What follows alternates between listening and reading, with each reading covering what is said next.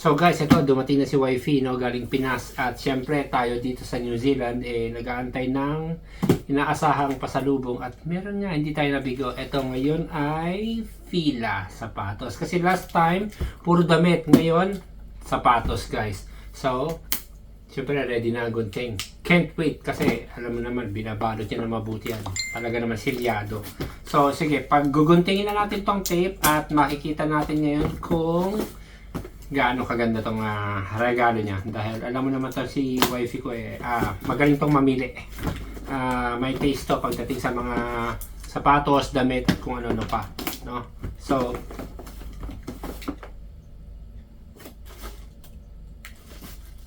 hindi lang pala sapatos guys, ang daming laman sa loob. Tignan natin. Siyempre si One Piece, bago na naman. Okay, kompleto sila. One Piece na damit. Tapos, meron tayong guys, walang sapatos. Nasaan yung sapatos? Joke lang. Meron. Ito yung shoes. Ay, hindi. Ano ito? Naloko tayo guys. Hindi ito shoes. Anak ng wete. Naloko tayo guys. Hindi ito shoes. Anak ng wete. Ay, hindi. Alam ko na. Mas maganda to sa sapatos. Sandali lang ha. Kasi parang damit to ni Ninyo Tama? Parang damit to ni Ninyo. So, sandali lang guys. Iba muna ha. So, ito ay sa sasakyan, no? Yung cellphone holder. Okay? Kasi alam niyang kailangan ko to. Kaya ito, may cellphone holder. Hindi na natin i-assemble kasi nga alam niya naman kung ano to Okay, very common. Ito scoop ng, siguro kailangan ko na rin maggatas kaya may ganito. Anyway, so ito ay I don't know. Pero ito, merong belt. Yan, sakto kailangan ko ng belt. Dalawang belt. Kasi mabilis raw makasira ng belt, kaya nanigurado na, dinalawa na.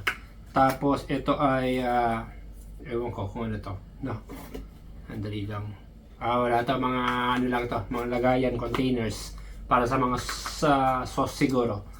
And then meron tayo ritong baunan. Okay? Baunan. Pwede rin sa kanya to kasi meron naman tayo rito sa New Zealand. Pero cute, kaya mukhang pang babae, kaya ibabalik ko na sa kanya to. Pero dalawa naman kasi yan, ito ay ayun, thermal, no? Kung malamig or mainit, so para hindi siya mabilis lumamig at hindi rin mabilis mawala yung lamig. Yun, kasi thermal nga. Tapos, isa pang damit, kulay blue. Kanya to guys, kanya to, no? So, niloko na naman tayo, kanya to. Pero okay lang, okay lang. Alam ko na guys kung ano to. Hindi ito shoes, ito ay kung di ako magkamali, siguro ito si Ninyo, no? Buksan natin. Dandahan, dapat maingat. Oh, balot na balot guys, ang hirap buksan.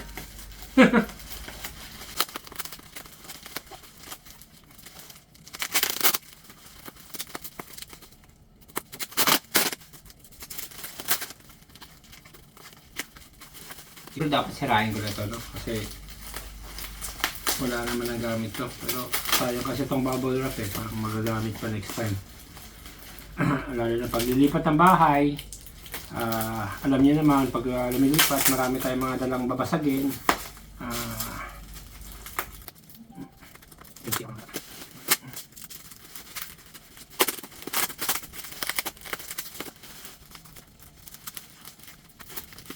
Yung hindi tayo nagkamali ng hinala mga kaibigan. Ito nga po ay Ninyo.